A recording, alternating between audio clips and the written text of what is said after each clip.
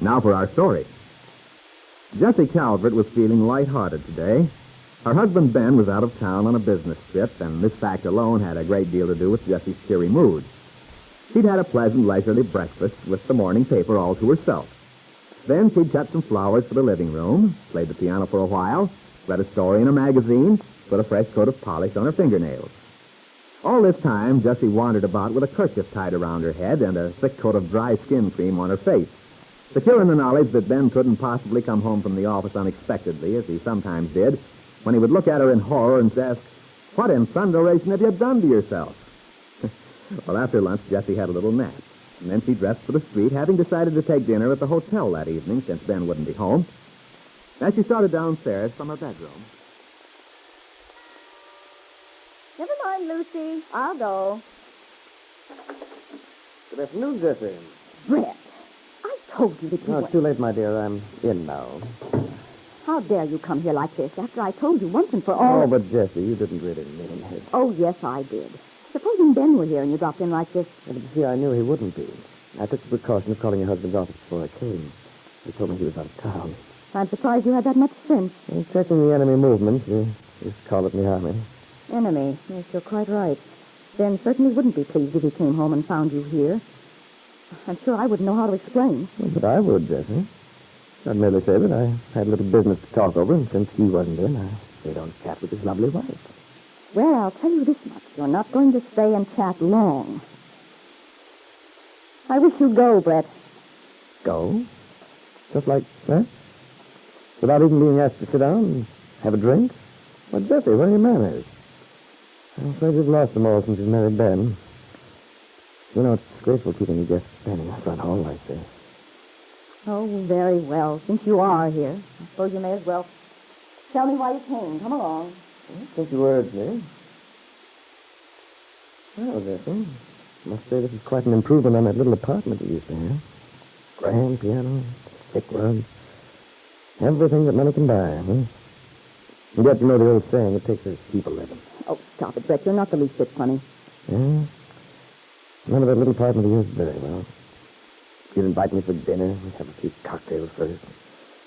There was one gown you had. I believe it was sort of golden color. It looked lovely in it. Seemed to fit your personality so beautifully. I remember we often used to forget all about dinner. Brett, why do you insist on hounding me like this? But, darling, I'm not hounding you. I simply got hungry for feminine companionship. Jessie, you're so deliciously feminine. I'm a married woman, and you're unspeakable to be talking this way. Unspeakable. Oh, Jessie. Oh, that's too wonderful. You trying the respectable matron act on me. Darling, it simply doesn't fit you. You're much nicer as a grisette, the charming mistress of a man's heart, rather than as a guardian of an overfurnished middle-class home. Well, I'm not responsible for the furnishings of this house. Just wait till I... Never mind. Yes, Jessie? Wait until what? Nothing. Yeah, I know you so well. You were thinking just wait till I get my hands on Ben's money. Will I show this town a thing or two? Will I make him sit up and take notice? You and your imagination. Tell me, darling, have you persuaded the old boy to sign over his will and be good to you yet? We're wasting so much time, you and I. Such a pity, too.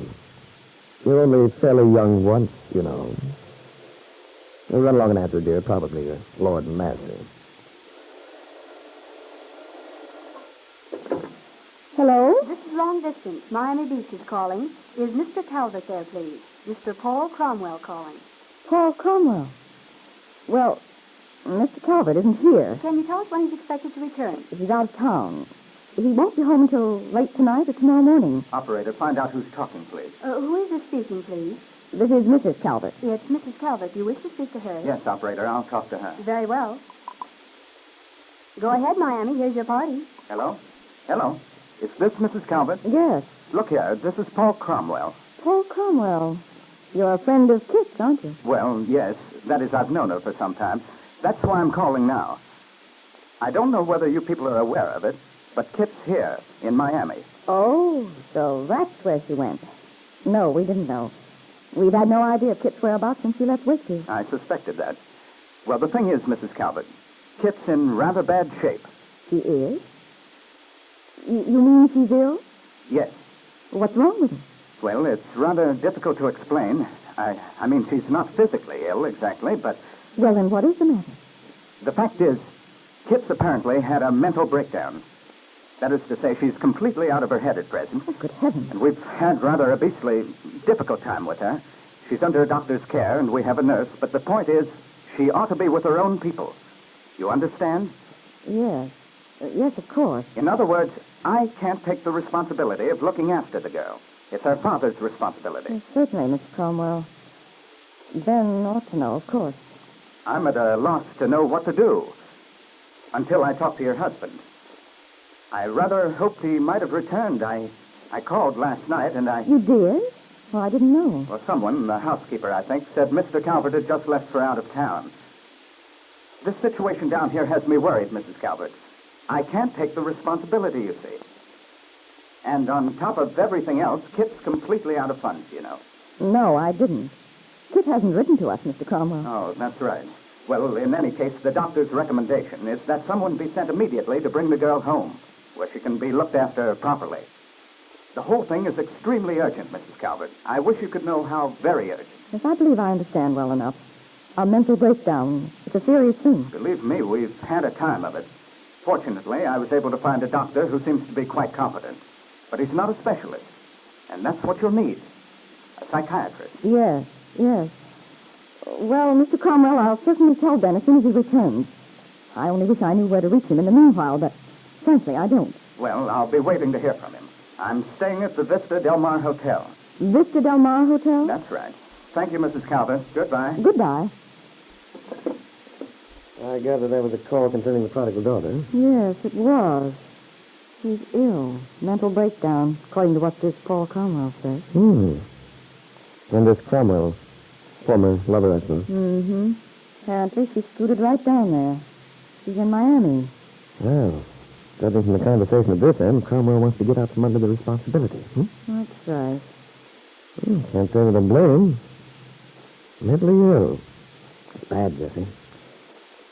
I'm afraid you might find it rather unhandy having Miss Calvert around, picking daisies off the living room carpet. I'm not going to have her. But what else can you do? She's mentally ill, in need of care. Father's bound to rally round. That'll put quite a few spokes in your wheel, wouldn't it? When everything was going just the way you wanted. At least that's what you've been saying. Oh, why does she have to come into the picture again? Well, you can't blame the girl for cracking up. She really has. Of course, it's maybe a stunt. Seeing as Cromwell may have cooked it up between them as a play for sympathy from old money bags. Such things have been done before, you know. If that's what it is... No. No, I swear Cromwell was telling the truth. He sounded quite frantic. No, I think she's ill, all right. Well, maybe she is. But Jessie, if you took my advice about this, you'd... As it is, I'm afraid you're going to be stuck with your charming stepdaughter for a long time to come. You're wrong about that, Brett. Kit's not coming here. I'll see that she doesn't. In her preoccupation with this new problem, Jessie had unconsciously been talking to Brett Cameron as if they had an understanding. Almost as if they were accomplices. Kitt must not come back, she was thinking. Every day, Jessie's goal had been coming closer in view. The moment when Ben would decide to cut his daughter off completely. Jessie imagined her own name placed on those precious documents in Ben's safety deposit vault, which meant financial security for the rest of her life. But if Kitt came home, all Jessie's dreams would be destroyed. And Jessie was determined not to let that happen.